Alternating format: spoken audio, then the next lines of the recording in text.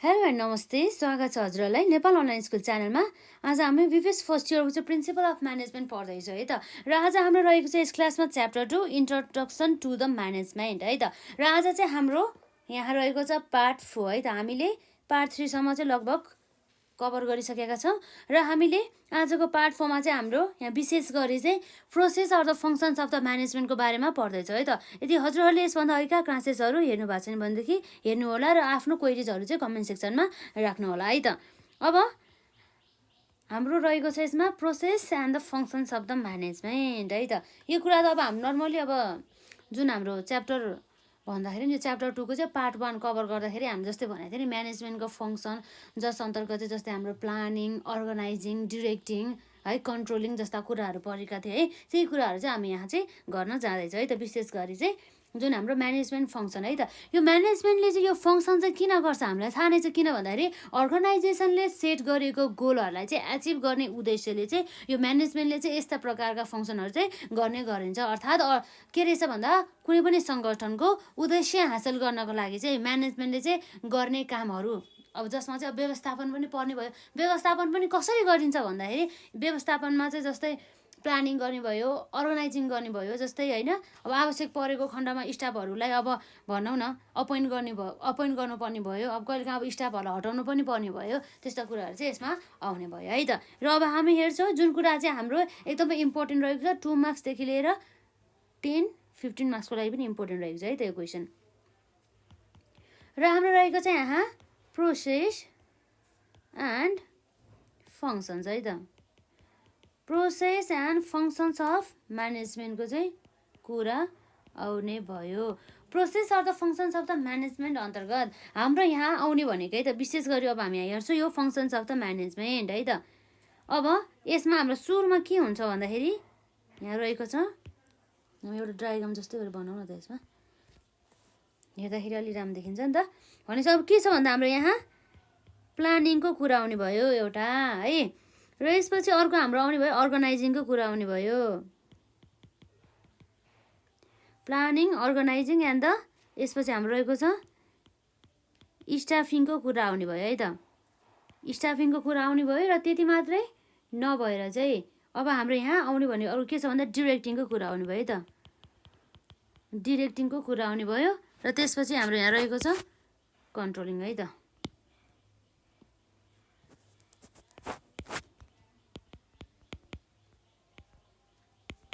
कन्ट्रोलिङको कुरा आउनु भयो र साथै अब डिरेक्टिङ अन्तर्गत चाहिँ यो डिरेक्सन अन्तर्गत अथवा डिरेक्टिङ भनौँ न यसलाई होइन।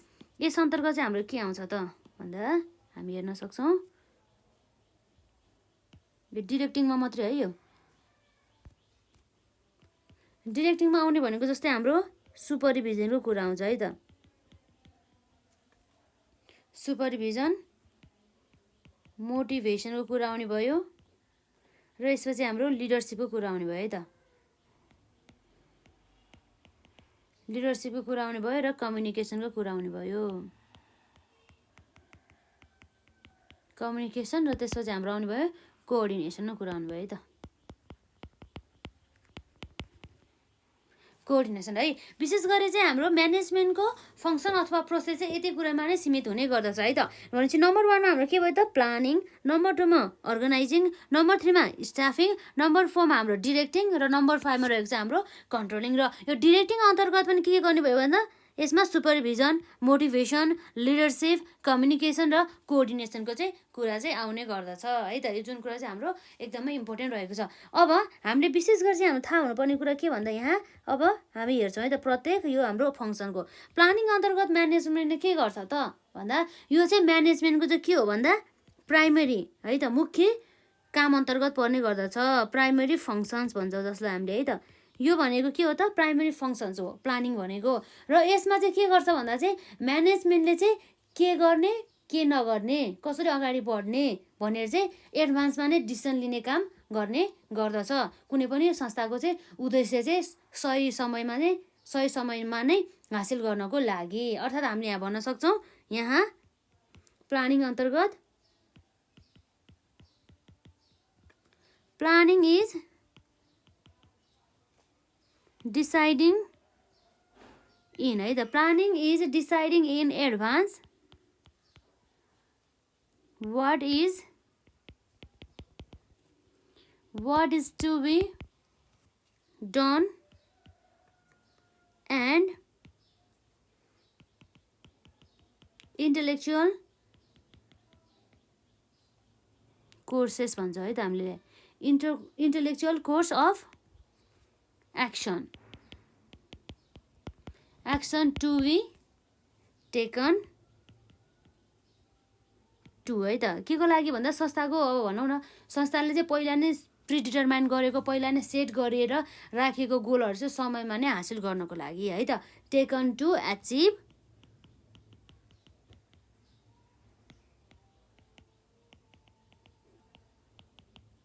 प्रिडिटरमाइन्ड गोल्स इन टाइम भन्ने कुरा चाहिँ आयो है त यसरी चाहिँ भयो प्लानिङ भने चाहिँ के रहेछ भन्दा चाहिँ यो म्यानेजमेन्टको चाहिँ मुख्य प्राइमेरी फङ्सन अन्तर्गत पर्ने भयो र यो प्राइमेरी भनौँ न यो प्लानिङ अन्तर्गत चाहिँ के गर्छ भन्दा चाहिँ एडभान्समा नै है अघिल्लो पहिला नै एउटा डिसिसन लिने काम गर्दछ कि अब के गर्ने कसो गर्ने यो संस्थाको उद्देश्य त यस्तो छ यो संस्थाको उद्देश्य चाहिँ मेन उद्देश्य हासिल गर्नको लागि अब के गर्ने अब कस्तो गर्दाखेरि ठिक हुन्छ अब यसरी हामी चाहिँ अघि बढ्ने भन्ने जस्ता कुराहरू चाहिँ प्लानिङ गर्ने काम चाहिँ हाम्रो यो प्लानिङमा चाहिँ हाम्रो प्लानिङ एक्टिभिटिज अन्तर्गत चाहिँ गर्ने गर्दछ म्यानेजमेन्टले है त यस्तो कुराहरू भयो जस्तै अब भनौँ न यो प्लानिङ अन्तर्गत चाहिँ यसले बनाउनु भनेको जस्तै अर्गनाइजेसन भनौँ अर्गनाइजेसनको चाहिँ मेन अब्जेक्टिभ हासिल गर्नको लागि चाहिँ उनीहरूले कस्तो कस्तो प्रकारको फङ्सनहरू कस्तो कस्तो प्रकारको इभेन्ट्सहरू उनीहरूले चाहिँ अब त्यसको व्यवस्था गर्नुपर्ने र साथसाथै कस्तो कस्तो प्लान एन्ड द प्रोसिडर्सहरू बनाउँदाखेरि चाहिँ यो संस्थाको चाहिँ उद्देश्य हासिल गर्न सकिन्छ भनेर प्लानिङ गर्ने र साथसाथै अब बजेटहरू प्रिपेयर गर्ने कामहरूको सेड्युलहरू हुन्छ त्योहरू प्रिपेरिङ गर्ने काम चाहिँ हाम्रो यो प्लानिङ अन्तर्गत गर्छ यो सबै काम हाम्रो म्यानेजमेन्टले गर्दछ यसरी प्रोपर वेमा चाहिँ प्लानिङ गर्दाखेरि चाहिँ अब अर्गनाइजेसनको चाहिँ अब भनौँ न टाइमहरू सेभ हुने साथसाथै अब उसमा चाहिँ धेरै कस्ट नराख्ने इकोनोमिक कस्टमा नै उसले चाहिँ उद्देश्य भनौँ न आफ्नो उद्देश्य चाहिँ हासिल गर्न सक्ने इफोर्ट जति लगाएको छ त्यो अनुसार नै आउटपुट आउने हुने गर्दछ भन्ने कुरा चाहिँ रह्यो र यसपछि हामीले प्लानिङ त हामीले सकायो यसपछि हाम्रो रहेको छ अर्गनाइजिङको कुरा है त यो अर्गनाइजिङले चाहिँ के भन्छ भन्दाखेरि यो अर्गनाइजिङ भनेको चाहिँ यस्तो प्रोसेस हो है त जसमा चाहिँ अब भनौँ न मेजर मुख्य एक्टिभिटिजहरूलाई चाहिँ के गर्ने गर्छ भन्दाखेरि आइडेन्टिफाइड गर्ने र त्यसलाई आइडेन्टिफाइड गरिसकेपछि यसरी कुन कामहरू चाहिँ इम्पोर्टेन्ट रहेको छ भनेर भनौँ न आइडेन्टिफाइड गरिसकेपछि त्यो कामहरूलाई चाहिँ विभिन्न युनिट्स अथवा ग्रुपहरूमा चाहिँ यसलाई के गर्ने भन्दा चाहिँ बाँड्ने काम गर्दछ र यसरी बाँडिसकेपछि त्यो कामहरूलाई चाहिँ अब के गर्ने भन्दा चाहिँ विभिन्न स्टाफहरूलाई अथवा कुनै पनि अब ग्रुप अफ स्टाफहरूलाई चाहिँ त्यो कामहरू चाहिँ बाँड्ने र साथै त्यो काम दिनुको साथसाथै उनीहरूलाई चाहिँ अधिकार है उनीहरूलाई रेस्पोन्सिबिलिटी दिनुको साथसाथै उनीहरूलाई अधिकार पनि डेलिगेट गर्ने दिने भन्ने कुरा चाहिँ हाम्रो यो अर्गनाइजिङ अन्तर्गत चाहिँ पर्ने गर्दछ है त यो कुराहरू चाहिँ भयो अर्गनाइजिङ भने चाहिँ के छ भन्दा हामी हेर्न सक्छौँ अर्गनाइजिङ इज द प्रोसेस है त organising is the process of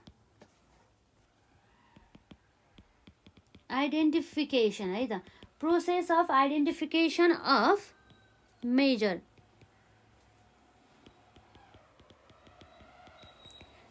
activities है त्यस्तो भयो त्यसपछि त्यति मात्रै नभएर ग्रुपिङ देम इन्टु युनिट्स है युनिट्सहरूमा दिनु पर्यो त्यो कामहरूलाई units assignment of work to स्टाफहरू है त स्टाफहरूलाई चाहिँ त्यो कामहरू असाइन गर्नु पर्यो टु स्टाफ एन्ड डेलिगेसन है त एन्ड डेलिगेसन अफ अथोरिटी भन्ने कुरा चाहिँ हुने गर्दछ है त यी कुराहरू चाहिँ आउने भयो भन्ने चाहिँ के रहेछ भन्दा मेन गरी चाहिँ यसमा चाहिँ मेजर एक्टिभिटिजहरू के काम गर्नुपर्छ संस्थाले आफ्नो उद्देश्य हासिल गर्नको लागि भनेर यसलाई चाहिँ थाहा पाउने आइडेन्टिफाइड गर्ने र त्यसलाई चाहिँ अब भनौँ न प्रत्येक ग्रुपहरूलाई प्रत्येक युनिटहरूलाई चाहिँ उनीहरूले गर्नुपर्ने कामहरू चाहिँ विभाजन गर्ने र काम गर्नको लागि चाहिँ उनीहरूलाई काम मात्रै नदिएर चाहिँ उनीहरूलाई चाहिँ अथोरिटीहरू अधिकारहरू पनि दिने भन्ने कुरा रहेको छ अर्थात् हाम्रो रेस्पोन्सिबिलिटीका साथसाथै अथोरिटीहरू पनि दिने अथवा अथोरिटीका साथसाथै रेस्पोन्सिबिलिटीहरू दिने भन्ने कुरा चाहिँ हाम्रो यो पोइन्ट पाउने गर्दछ है त र यसपछि अर्को हाम्रो के छ अर्गनाइजिङ पछि हाम्रो रहेको छ स्टाफिङको कुरा आउँछ है त स्टाफिङ भन्ने बित्तिकै अब हामीले यसरी हेर्दाखेरि बुझ्छौँ है त यसमा भने मतलब अर्गनाइजेसनलाई अर्गनाइजेसनको उद्देश्य हासिल गर्नको लागि विभिन्न प्रकारका एक्टिभिटिजहरू कामहरू गर्नुपर्ने हुन्छ है त। ती एक्टिभिटिजहरू र कामहरू सम्पादन गर्नको लागि उसलाई के चाहिन्छ त, इम्प्लोइ अथवा वर्कर अथवा लेबरहरूको चाहिँ आवश्यकता पर्ने गर्दछ। हो, उनीहरूलाई चाहिँ अब कुन क्यापेसिटीको कुन भनौँ न एक्सपिरियन्स भएको अनि त्यो इम्प्लोइहरू चाहिन्छ, त्यसलाई चाहिँ अब उनीहरूले हेर्ने र त्यो अनुसार नै उनीहरूको आवश्यकता अनुसारलाई नै उनीहरूले अपोइन्टमेन्ट गर्ने र यसरी भनौँ अपोइन्टमेन्ट गर्ने र साथसाथै सेलेक्सन गर्ने, रिक्रुटमेन्ट गर्ने काम चाहिँ हाम्रो म्यानेजमेन्टको चाहिँ स्टाफिङ अन्तर्गत चाहिँ आउने गर्दछ भनेपछि त्यो। र साथसाथै अब भनौँ न जुन यस्तो इम्प्लोइ जससँग स्किल पनि छैन, उसले केही पनि गर्दैन भनेदेखि त्यसलाई चाहिँ अब के गर्ने त भन्दा हटाउन पनि सकियो नि त। र साथै अब राइट अनि जबमा राइट पिपुलहरूलाई चाहिँ प्लेसिङ गर्ने पनि कुरा हाम्रो स्टाफिङ अन्तर्गत आउँछ भनेपछि अब यो काम चाहिँ हाम्रो म्यानेजमेन्टले गर्ने गर्दछ भनेपछि यसमा चाहिँ विशेष गरी स्टाफिङ अन्तर्गत चाहिँ कस्तो कस्तो कुराहरू आउँछ भन्दा मेन गरी रिक्रुटमेन्ट कुरा आउनु भयो है त। रिक्रुटमेन्ट है त, यो रिक्रुटमेन्टको कुरा आउँछ।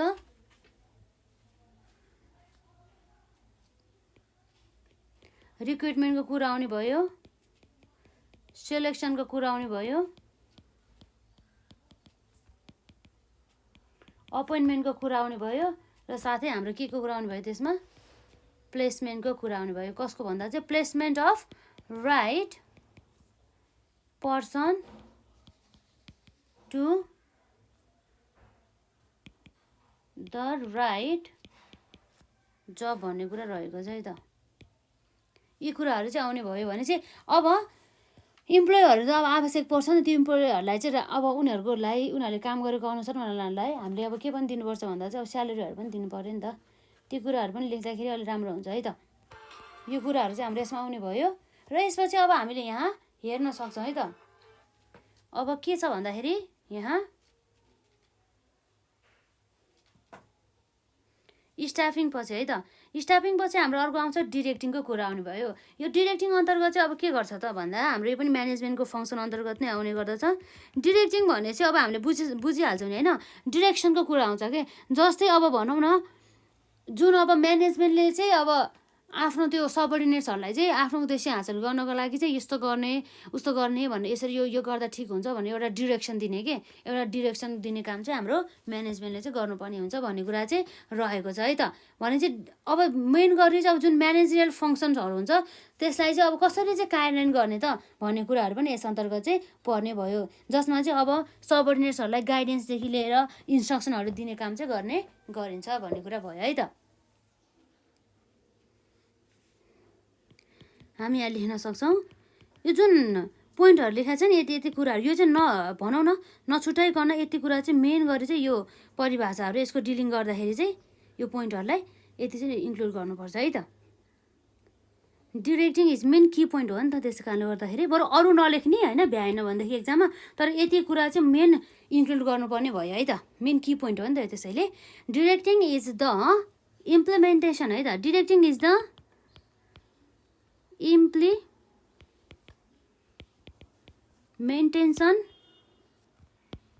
पार्ट अफ म्यानेजरियल फङ्सन, कार्यान्वयन गर्ने भन्ने कुरा है त।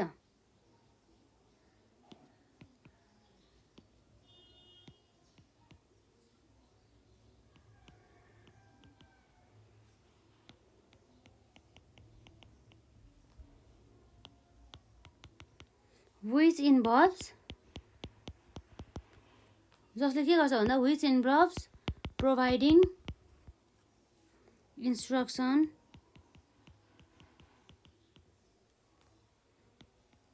and guidance to कसलाई भन्दा गाइडेन्स टु सबअर्डिनेट्स भन्ने कुरा आउँछ है त। यी कुराहरू आउने भयो है त। अब हामीलाई थाहा छ यो डिरेक्टिङ अन्तर्गत हामीले हेरेका थियौँ अघि, हामी मेन गरी चाहिँ यसमा पर्ने भनेको सुपरभिजन, मोटिभेसन, लिडरसिप, कम्युनिकेसन र कोअर्डिनेसन जस्ता कामहरू चाहिँ पर्ने गर्दछ। भने चाहिँ सुपरभिजन भन्ने चाहिँ अब के गर्नु भन्दा चाहिँ अरूहरूलाई चाहिँ हेर्ने कि यसले काम राम्रोसँग गरेको छैन, के गर्दैछ, कति काम सम्पादन भयो जस्ता कुराहरू चाहिँ हाम्रो पर्ने गर्दछ र उनीहरूलाई असाइन गरेको काम चाहिँ अब राम्रो तरिकाले चाहिँ गरे कि गरेन, सम्पादन गरे गरेन, उनीहरूले गाइडेन्सहरूलाई अब कसरी फलो गर्दैछ भन्ने कुराहरू चाहिँ हामीले यहाँ सुपरभिजनबाट चाहिँ हेर्छौँ। र मोटिभेसन भनेको चाहिँ अब कस्तो भन्दाखेरि अब जस्तै इम्प्लोइहरूलाई उत्प्रेरित गर्नु पऱ्यो नि, चाहे त्यो अब पैसा दिएर अथवा भनौँ न मोनिटरी मोटिभेसन होस् अथवा नन मोनिटरी मोटिभेसन होस् है, जस्तो तरिकाबाट पनि मोटिभेट गर्न सक्यो, उत्प्रेरित गर्नु पर्यो इम्प्लोइहरूलाई है त। अब धेरै वेहरू छ हाम्रो इम्प्लोइहरूलाई मोटिभेट गर्ने, त्यो चाहिँ अब पोजिटिभली पनि हुन सकिन्छ अथवा नेगेटिभली पनि हुन सकिन्छ है त। र यसपछि अर्को हाम्रो आउँछ यसमा लिडरसिप है त। लिडरसिप भनेपछि मतलब अब यस्तो लिडरसिप भनेको यस्तो अब आर्ट हो जसको कारणले गर्दाखेरि चाहिँ अब सबअर्डिनेट्सहरूको चाहिँ बिहेभियरहरूलाई है र साथसाथै उनीहरूको पर्फर्मेन्स अथवा कामहरूलाई चाहिँ एकदमै इन्फ्लुएन्स प्रत्यक्ष अथवा अप्रत्यक्ष डिरेक्टली अथवा इन्डिरेक्टली होइन पोजिटिभली अर नेगेटिभली चाहिँ इन्फ्लुएन्स गर्न सक्छ भन्ने कुरा चाहिँ यो चाहिँ आउँछ। यो त एउटा क्षमता एउटा यस्तो आर्ट भन्ने चाहिँ बुझ्ने कुरा भयो है त। कम्युनिकेसन भनेको के हो भन्दाखेरि हामीले चाहिँ अब आइडियाजहरू अथवा इन्फर्मेसनहरू चाहिँ एउटा व्यक्तिबाट अर्को व्यक्तिमा अनि अब भनौँ ट्रान्सफर गर्ने अथवा ट्रान्सफर गर्ने प्रोसेसलाई चाहिँ हामीले एउटा कम्युनिकेसन भनेर बुझ्छौँ नि त, त्यो कुराहरू भयो। र कोअर्डिनेसन भनेपछि अब जस्तै अब हामीले भनौँ न सहकार्यता भनिन्छ है, जसलाई अब यसरी कोअर्डिनेट गर्ने कि एकअर्कालाई युनिट बिच अथवा अर्गनाइजेसनको युनिटहरू बिच डिपार्टमेन्टहरू बिच र अर्गनाइजेसनमा रहेका जुन पिपुलहरू बिच चाहिँ एउटा सहकार्यता मेलमिलाप चाहिँ हुन आवश्यक छ। उनीहरूले चाहिँ एकअर्कालाई चाहिँ काममा चाहिँ भनौँ न एउटा सहकार्यता हुन्छ नि, हेल्प गर्ने कुराहरू चाहिँ हाम्रो यो कोअर्डिनेसन अन्तर्गत चाहिँ आउने भयो। र लास्टमा हाम्रो एक चाहिँ कन्ट्रोलिङको कुरा आउने भयो है त।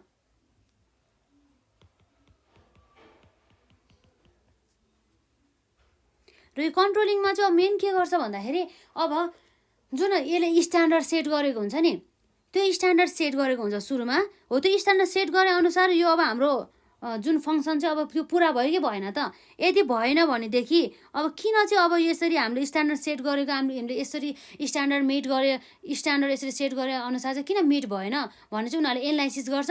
र यसरी चाहिँ अब जुन स्ट्यान्डर्ड सेट गरेको अनुसार चाहिँ त्यसलाई पुर्याउनको लागि चाहिँ अब यसले के गर्छ भन्दा चाहिँ करेक्टिभ एक्सनहरू गर्ने काम चाहिँ हाम्रो कन्ट्रोलिङ अन्तर्गत चाहिँ गर्ने गर्दछ भने चाहिँ यो जुन हाम्रो यसमा कन्ट्रोलिङ भने चाहिँ अब हामीले भन्न सक्छौँ यसमा चाहिँ एक्चुअल पर्फर्मेन्सहरू हुन्छ नि जुन चाहिँ गरिएको हुन्छ हो, त्यसलाई चाहिँ हाम्रो पहिला प्लान गरेको पर्फर्मेन्सहरूसँग चाहिँ दाज्ने। र अब किन चाहिँ अब यति भनौँ न त्यो दुई बिच अब यसरी चाहिँ किन भिन्नता आयो भनेर चाहिँ यसलाई हेर्ने र त्यसलाई चाहिँ अनि करेक्ट गर्ने काम गर्दछ, डेभिएसन आयो भने भन्ने कुरा भयो है त। जस्तै अब हामीले कन्ट्रोलिङमा चाहिँ नभई भनौँ न नलेखी नहुने कुरा हामी यहाँ लेख्दैछौँ है त। Controlling is the process of comparing actual है त, process of comparing actual performance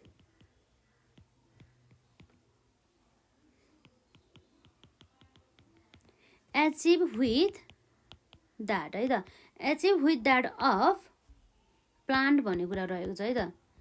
planned performance and taking corrective action भन्ने कुरा है त। Taking corrective action if any deviation is there भन्ने कुरा रहेछ है। In actual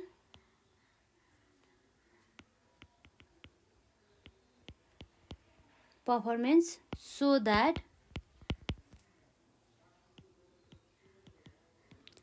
that defined goals can be achieved in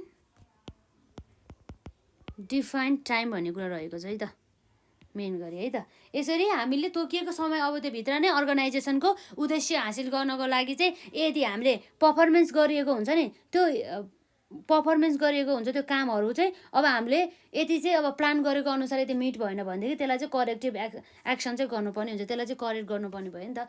अब हामीले अब त्यो स्ट्यान्डर्ड सेट गरे अनुसार नै काम गर्नको लागि त्यो क्वालिटी नै मिट गर्नको लागि त अब हामीले अब के गर्ने कसरी चाहिँ सुधार्ने भन्ने कुरा हेर्नु पऱ्यो नि त है। भने चाहिँ हामीले यहाँ हेर्न सक्यौँ जुन हाम्रो कन्ट्रोलिङ भने के रहेछ भन्दा controlling is the process of the comparing actual performance achieve with that of the plan performance and the taking corrective action if any deviation is there in actual performance so that defined goals can be achieve in a defined time भन्ने कुरा रहेछ। भने चाहिँ हामीले यहाँ हेऱ्यौँ process of the functions of the management अन्तर्गत हाम्रो planning organizing, staffing, directing and the controlling है त। यसरी डिरेक्टिङ अन्तर्गत आउँछ हाम्रो सुपरभिजन, मोटिभेसन र त्यसपछि लिडरसिप, कम्युनिकेसन र कोअर्डिनेसनको कुरा आउने भयो। र हाम्रो प्लानिङ भने चाहिँ कस्तो भन्दा चाहिँ यो चाहिँ प्राइमरी फङ्सन अन्तर्गत पर्यो, जसमा चाहिँ हामीले हेर्छौँ यहाँ planning is deciding in advance what is to be done and the intellectual course of the action to be taken to achieve predetermined goals in time भन्ने कुरा रह्यो।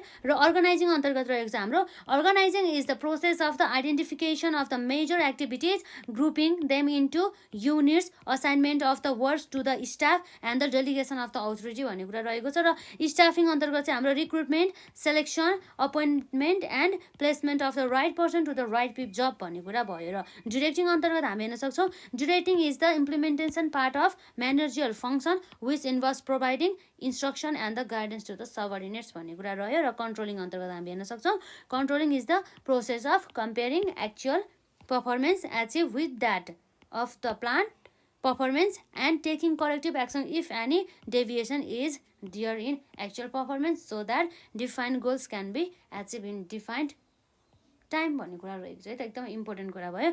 यसरी चाहिँ आज हामी जस्ट यति process of the function of the management हेर्छौँ। र नेक्स्ट पार्टमा चाहिँ हाम्रो यो जुन हुन्छ नि म्यानेजरियल हायरार्की अथवा हाम्रो लेभल अफ द म्यानेजमेन्टको बारेमा चाहिँ हामी कुरा गर्छौँ है त, जस अन्तर्गत हामीलाई थाहा नै छ टप लेभल म्यानेजमेन्ट हुन्छ, मिडल लेभल म्यानेजमेन्ट हुन्छ र लोवर लेभल म्यानेजमेन्ट हुने गर्दछ। र साथै अब हामीले भ्यायो भनेदेखि चाहिँ त्यसमै अब जुन हाम्रो भन्छ नि टाइप्स अफ द म्यानेजर्सहरू पनि हेर्छौँ है त। र आजलाई चाहिँ यति नै गरौँ। र हजुरहरूले यसभन्दा अहिलेका क्लासेसहरू अटेन्ड गर्नुभएको छ भने गर्नु होला। र एक्जाम आउँदैछ अब पढ्नु होला है त। ल राम्रोसँग अल्छी नगरिकन।